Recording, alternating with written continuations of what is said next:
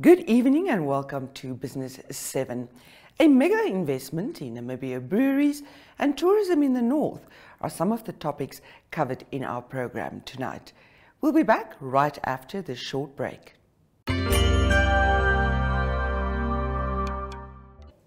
Namibia reached another milestone in its impressive history last week when it opened a wine bottling plant.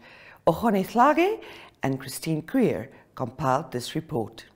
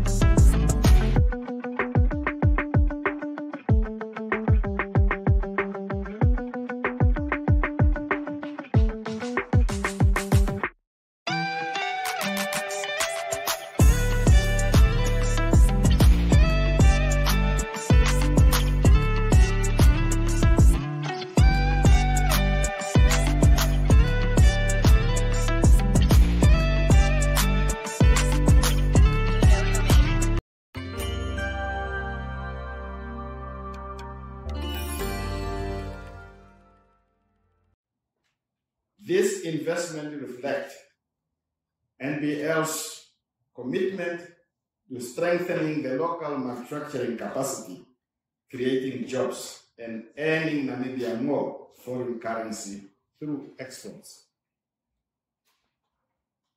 Remembering my days as finance minister, I learned not to fear figures. Somebody tell you, it's $1 million. Say, so what? It's $1 million.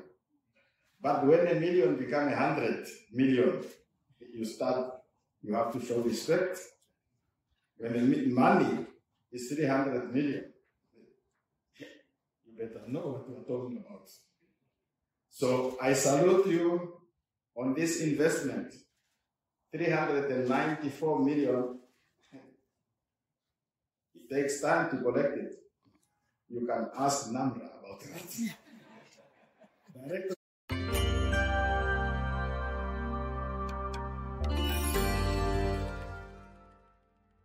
We want to see that the next visits, when the president visits anywhere in the world, it can be Prague or it can be in South America, we would like to see our vendor brands being competitively distributed in all the major capitals of the world. But this transaction was also significant with respect to our foreign direct investment. The transaction infused or injected an amount of close to 9.2 billion Namibian dollars into the Namibian economy last year in April. Where is that money? It is somewhere with the shareholders. And these shareholders include over 40% Namibian public and also pension funds, as here representative of the GIPF here.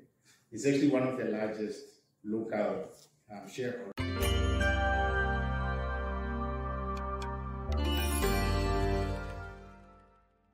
The launch of this new wine line has enabled us to have a far bigger portfolio and provide more than just beer, but also wine, ciders, and with the distilled portfolio of spirits and low and no alcohol options. Your Excellency, esteemed guests, this achievement embodies our corporate operational dream. We want to delight every adult consumer with the best alcohol beverage for every occasion in the most sustainable way and really make a difference in Namibia. As a diversified company and the linkages that we have regionally and locally, we draw on the regional and international expertise.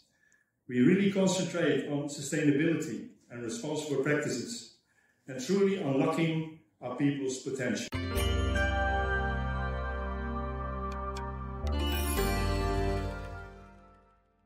The Namibia Brewery Limited has long been a shining example of excellence in our industrial sector, and I continue to say that. because their commitment to quality, innovation, and sustainable practices has set a high standard, not just in Namibia, but across the African continent and beyond, as it was alluded earlier on. Today, as we inaugurate their new wine bottling line, we celebrate more than just a launch of a new product. We celebrate a vision that spurred value addition and local production, which is our clarion call in the Ministry of Industrialization and Trade. Comrade President, when we learned of the acquisition of NBL by Heineken, we were all worried that our famous Windhoek lager, which is highly recognized in the world market, will cease to exist. However, when we visited this facility 2 years ago, they assured us that there will be no disruption whatsoever to the existing operations and production.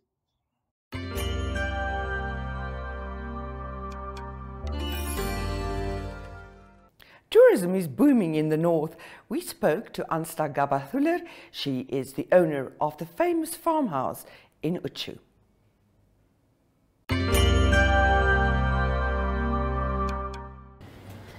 Shrimp is one of the most important gateways to tourism in Namibia. We're talking to Ansta Gabathuler. She is synonymous in Uchu for a farmhouse, guest house and boutique.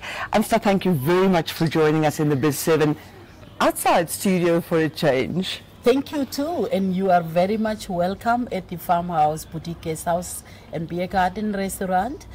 And I'm so eager to welcome you guys, and I'm so eager and excited to have a talk with you guys here. Thank you. Ansta, you are in the perfect position to give us an overview of tourism before COVID, the absolute pandemic, and now tourism is once again bulging its muscles. Yeah. How is the state of... Have you seen a remarkable recovery? Very lately? much, yeah. Because of 2021 till 2020, middle of 2022, it was still like a low season. We could miss really tourism. We could wonder now what is really actually gonna happen for, especially for small businesses like ours, like me with a restaurant, because this is the only restaurant of the town here in Uchu. And so it was like for me, what can I do? What else can I prepare maybe to make a change and so on? But then suddenly it really just picked up, and then the buses started to stroll in.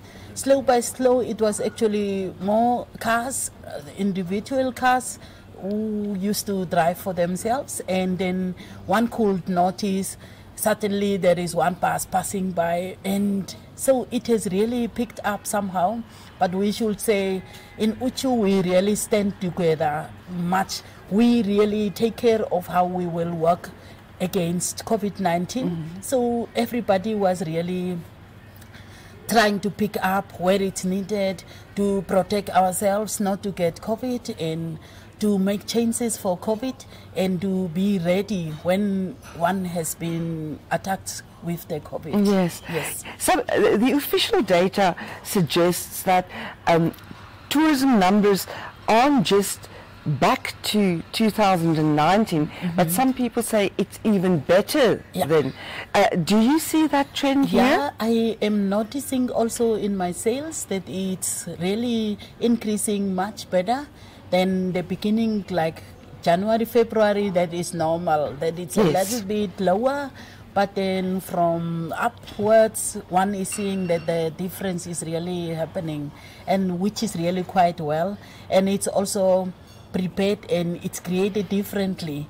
Those tourists maybe from before 2019, what we used to get, the way they are now attracting or maybe approaching us is totally different. So they really have a care, I think, maybe with the notice of that COVID-19, the that makes us maybe realizing what is the hygienic way of living also. Yes. And one can see how they are protecting or how they are making really changes, which is really also helpful for us in business like this, to work with different people and also to keep ourselves maybe clean, the tidiness and so on around in the business. It's very much important now, and we take care of it. Yeah. The big groups that are coming in terms of international tourists, from which countries are they coming? Most of them that are coming are from Germany, a lot from French, and Italians. So that is the most biggest groups what we are getting, especially here at Farmhouse. But then also there are small other countries like some South Africans, like England, UK has started also. We had now, since beginning of the year, 4 different groups of UK, Wow. which was really surprising. And also from Estonia. That is then small countries Yes. in Europe, what one never was expecting to have, but they are also traveling now. That's absolutely wonderful. Give us a quick summary of your establishment here. You don't only have the restaurant, you also have rooms, etc. Yes, I am also accommodating rooms, 20 rooms altogether now. That's big. So You're far- talking about small business. Yeah. It's huge. I know. So I'm just trying to accommodate where it's possible, because of when big events are happening in Uchu, then there is no accommodation. And so since most people are sent revert to Farmhouse and told they could come to Farmhouse to get what they are looking for, and so I decided to make more rooms. So I see you are building. Yes. So It's such good news to see something like that. I'm very much happy. And as soon as the rooms are done, I have nearby also a small pool, so one can just plunge yourself to cool down when it's then summertime, which is then really getting very hot. So those are then good news what I am doing here at the Farmhouse, which makes me so much excited. And for next year, I already have bookings for those new rooms also. Wow, that is Yeah. absolutely Yeah, fantastic. yeah. Ansta, I'm very happy that it's going so well here at this beautiful establishment. When you cannot come to Uchu without coming to Farmhouse, it's synonymous, basically. Yeah, you will miss. When you don't come to Farmhouse, you don't know what you have missed. No, absolutely. Because absolutely. it's a hidden gem here in this corner, and that's where you find everything special. That indeed is true. Thank you very much for talking to us. You are welcome. Thank you too. Ansta Gabatuller, the owner of a farmhouse in Uchu, is a self-made woman and a business icon in the north. We spoke to her about her journey.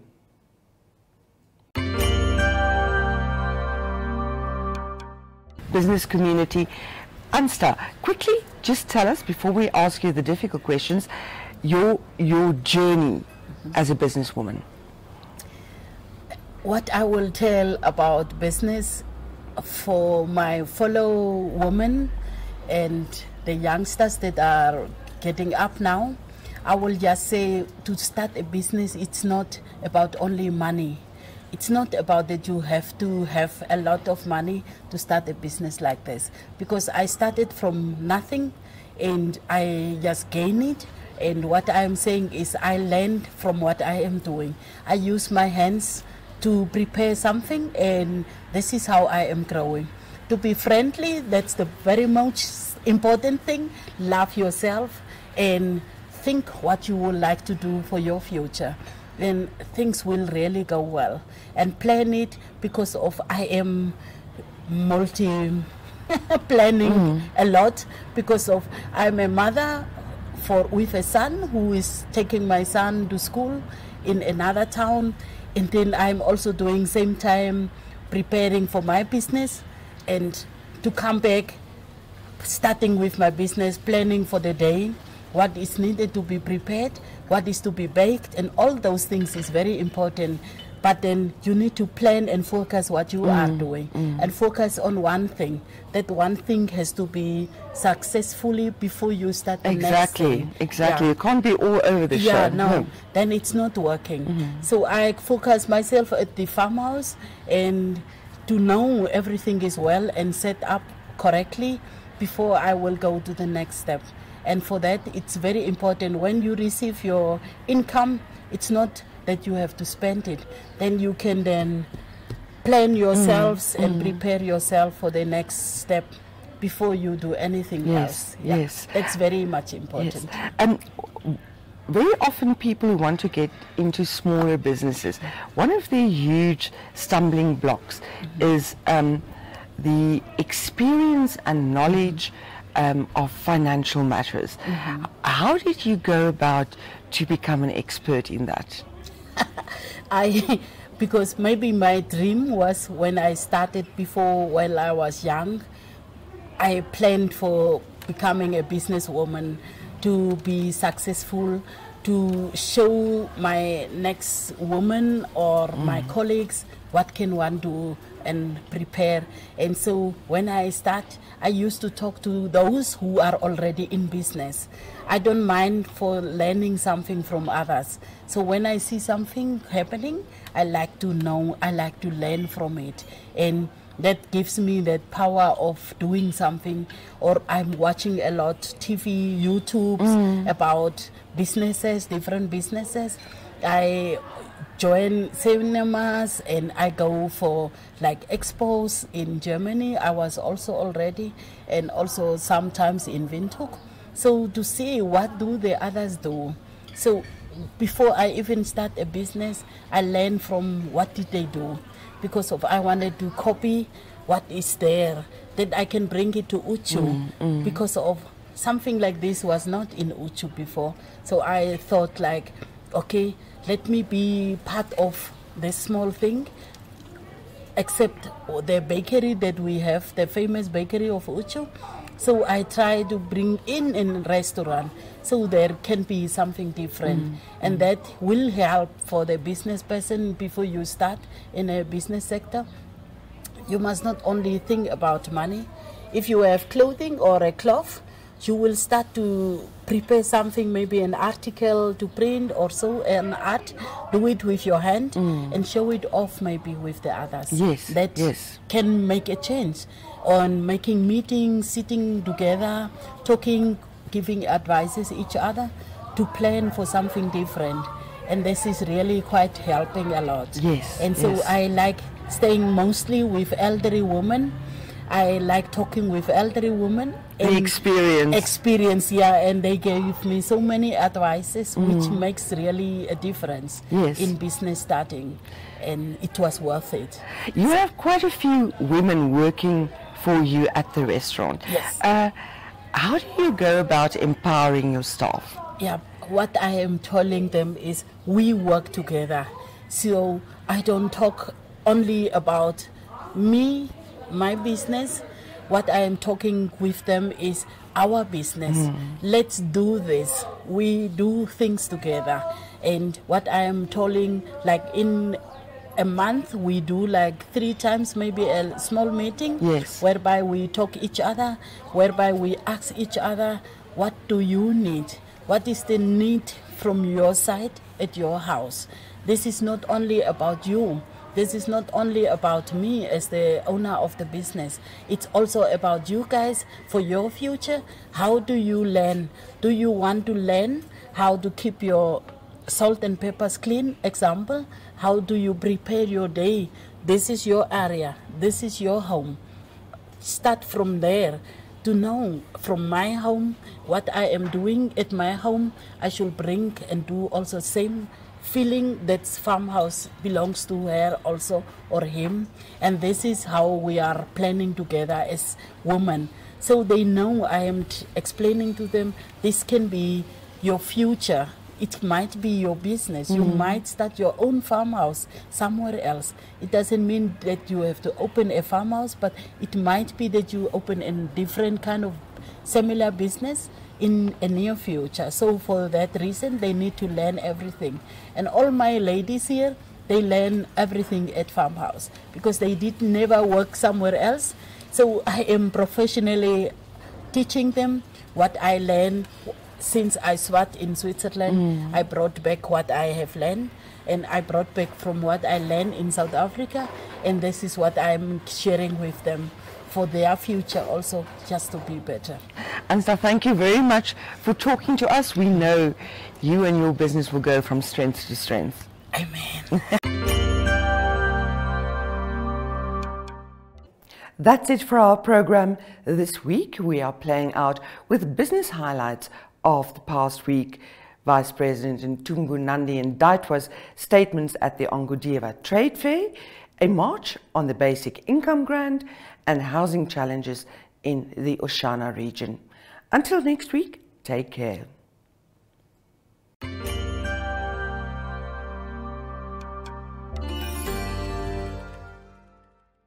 Embrace innovation in a rapidly changing global market. It also underlines the significant importance we attached to the role of the private sector in socio-economic development.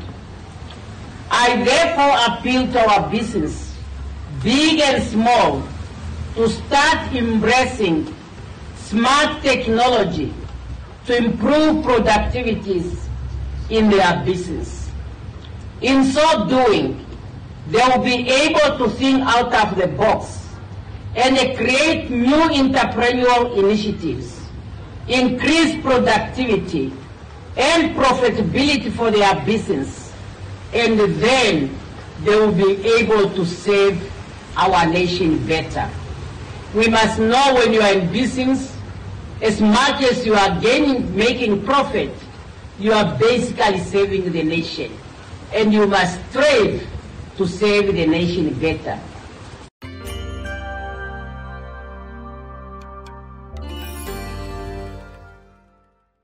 Ministry of Industrialization and Trade provided the technical support, while the Ministry of International Relations and Cooperation provided the diplomatic support in this negotiation.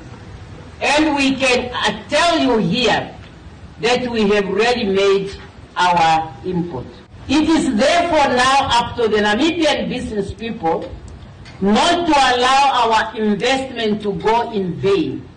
And that's why we are calling you to educate yourself, familiarize yourself with the Africa Continental Free Trade Area so that Namibia can reap the investment that we have put in this. It's not only that we spend money for traveling, but a lot of energy. When you are sleeping on those negotiation rooms, it's not an easy task. And we want value to be gained by the Namibian people from all those efforts.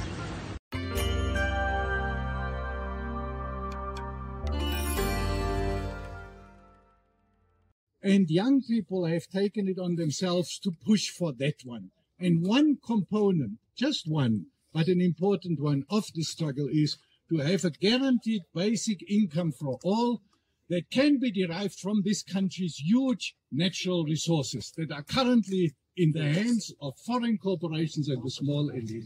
And so we thank you very much for engaging with us and engaging with young people, that we find a solution and that we win the economic liberation struggle in the same way that we won the political liberation struggle 35 years ago. Thank you very much for coming. Congratulations to our organizers, the young people who've done that on their own, without resources, driven by sheer dedication. And you've set an example. You are heroes and heroines in your own right for taking up these issues. Others will follow what you've done, and our numbers will grow, as we probably see today in the other cities. Thank you all, also to the media, for coming and covering the event. We really appreciate it. And we had some shocking statistics just now in the papers. The one day, 800 people die of malnutrition in Omaheke. The next day, 700 million spent to bail out Leadco.